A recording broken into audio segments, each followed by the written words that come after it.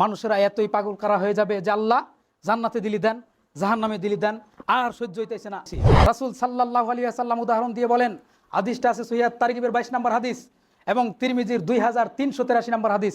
রাসূল সাল্লাল্লাহু আলাইহি ওয়াসাল্লাম বলেন, সুফায় আল আসবাহি হাদিসটি বর্ণনা করেন। সুফায় আল আসবাহি বলেন, আমি একবার মদিনাতে গেলাম, যা দেখলাম একটা মসজিদের ভিতরে, মসজিদুল মদিনাতে একজন লোক এরকম হাদিসের দার্স দিচ্ছেন, বয়ান করতেছেন।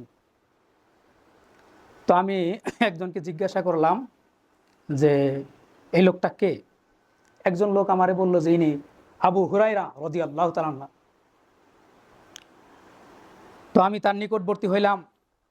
এরপর সবাই যখন চলে গেল, আমি তাকে বললাম, আপনি এমন একটা হাদিস আমাকে বলবেন যেটা আপনি রাসূলের কাছ থেকে শুনেছেন, বুঝেছেন, জেনেছেন।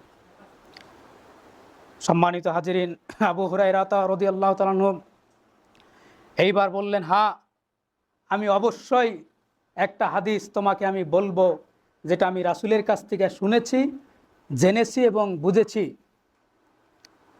এই কথা বলেই, এতটুকু বলেই আবু হুরায়রা চিৎকার মেরে দিলেন, চিৎকার দিয়ে বেহুশ হয়ে গেলেন।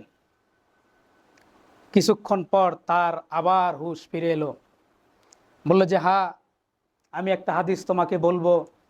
এই ঘরের মধ্যে আমি ছিলাম আর রাসূল সাল্লাল্লাহু আলাইহি ওয়াসাল্লাম ছিল, আর কেউ ছিল না। রাসূল আমাকে হাদিস বলেছেন, সেই হাদিসটা আমি তোমাকে বলবো। এতটুকুন বলেই আবু হুরায়রা আবার বেহুশ। পরবর্তীতে কিছুক্ষণ পর আবার হুঁশ ফিরে পেলেন। কি এমন চমৎকার হাদিস, কি রয়েছে এই হাদিসের মধ্যে? তিনি বলতে যায় 3 বার বেহুশ হয়ে গেলেন। পরের বার সুফায় আল আসবাহি বলেন, আমি তাকে আমার গায়ের সাথে ঠেস দিয়ে ধরলাম কিছুক্ষণ, তারপর তিনি সুস্থ হলেন।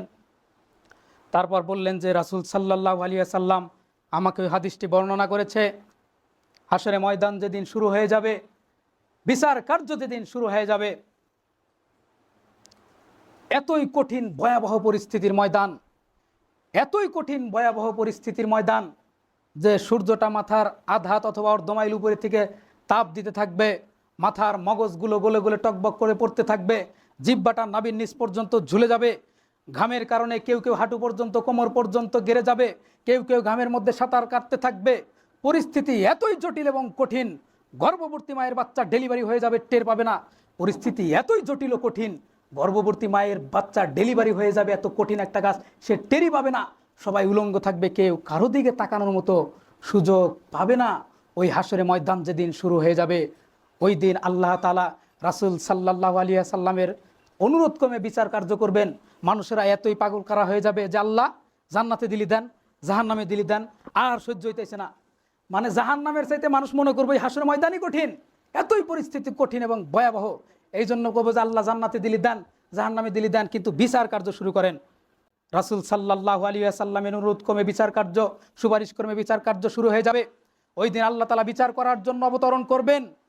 সবাই অপরাধীর ন্যায় হাঁটু গেড়ে নত জানু হয়ে থাকবে, অপরাধীর ন্যায় সবাই থাকবে। ওই দিন আল্লাহ তাআলা বিচার করার জন্য অবতরণ করবেন এবং 3 শ্রেণীর মানুষের বিচার আগে করা হবে। কয় শ্রেণী? 3 শ্রেণী। 1 নম্বরে ডাকা হবে আলেমকে, কারীকে, যে আমি তোমাকে কোরআনের জ্ঞান দিয়েছিলাম, তোমাকে ইসলামের জ্ঞান দিয়েছিলাম, তুমি কি করছাও? আলেম বলবে, এই মুফতি মুহাদ্দিস, এই মৌলানা বলবে, আল্লাহ আমি তো আপনার দিকে, ইসলামের দিকে মানুষকে আহ্বান করছি, অনেক আমি এটার হক আদায় করছি, অনেক পরিশ্রম করছি। আল্লাহ তাআলা বলবেন, আমি অন্তর্যামী, আমি তোমার অন্তরের খবর জানতাম। তুমি আলেম হয়েছিলে এই জন্যে যে লোকে তোমাকে মুফতি বলবে, মুহাদ্দিস বলবে, কারি বলবে, মাওলানা বলবে, এই নাম যশ খ্যাতি আর প্রতিপত্তি অর্জন করার জন্য তুমি আলেম হয়েছিলে।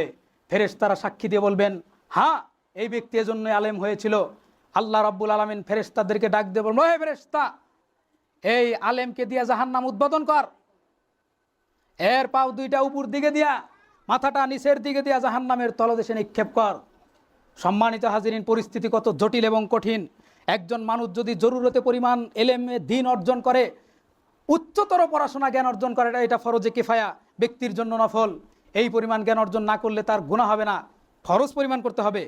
কিন্তু এই উচ্চতর পড়াশোনা করে নিজে যদি এর নাম যশ প্রতিপত্তি লোক দেখানো এইসব করে, তাহলে এই জ্ঞান অর্জন করার কারণেই এই ব্যক্তি জাহান্নামে যাবে।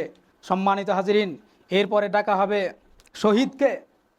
ইসলামের জন্য জীবন দিছে, যে তোমার আমি শৌর্য বীর্য বীরত্ব দিয়েছিলাম, তুমি কি করছাও?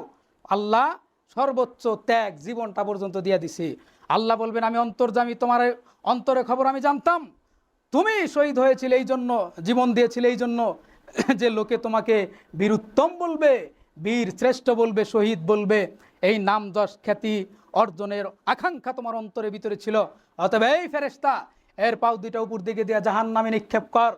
এরপরে ডাকা হবে দানবীরকে, যে তোমাকে অনেক ধন সম্পদ দিয়েছিলাম, তুমি সেই ধন সম্পদ কি করছাও? বলবে যে আল্লাহ, এই ধন সম্পদ আমি ইসলামের কাজে ব্যয় করছি, আমি ব্রিজ করছি, রাস্তাঘাট করছি, কালভার্ট করছি, স্কুল কলেজ মাদ্রাসা করছি, সামাজিক প্রতিষ্ঠান করছি, দাতব্য চিকিৎসালয় করছি, কত কিছু করছি। আল্লাহ ডাক দিয়ে বলবেন আমি অন্তর্যামী, তোমার অন্তরে খবর আমি জানতাম।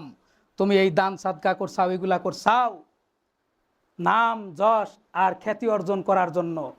এগুলার ভিতরে তোমার লৌকিকতা ছিল, এগুলার ভিতরে রিয়া ছিল, এগুলা একচ্ছত্রভাবে তুমি আমাকে সন্তুষ্ট করার জন্য করো নাই। অতএব এই ফেরেশতা, এর পাও দুইটা উপর দিকে দিয়া মাথা নিচের দিকে দিয়া জাহান্নামে নিক্ষেপ কর। পরিস্থিতি কত জটিল এবং ভয়াবহ। একজন মানুষ যদি নফল দান সাদকা নাও করে, তার গুনাহ হবে না। জাকাত ফরজ হইলে ইয়া করতে হবে, কিন্তু নফল দান যদি সে এই লক্ষ লক্ষ টাকা দান করতে, সেটা না করলে তার গুনাহ হবে না। কিন্তু এই দান করার পরে যদি তার ভিতরে সামান্য পরিমাণ রিয়া থাকে, লৌকিকতা থাকে, লোক দেখানো কোনো মনোভাব টেন্ডেন্সি তার ভিতরে থাকে, তাহলে এই দান করার কারণেই বরং সে জাহান্নামে যাবে। সম্মানিত হাজিরিন, এই জন্য আমি আপনাকে উদাত্ত আহ্বান জানাচ্ছি, আজকে এখন থেকেই আপনি আপনার নিয়ত পরিশুদ্ধ করে নেন, বিশুদ্ধ করে নেন, এখলাস করে নেন, খালেস করে নেন।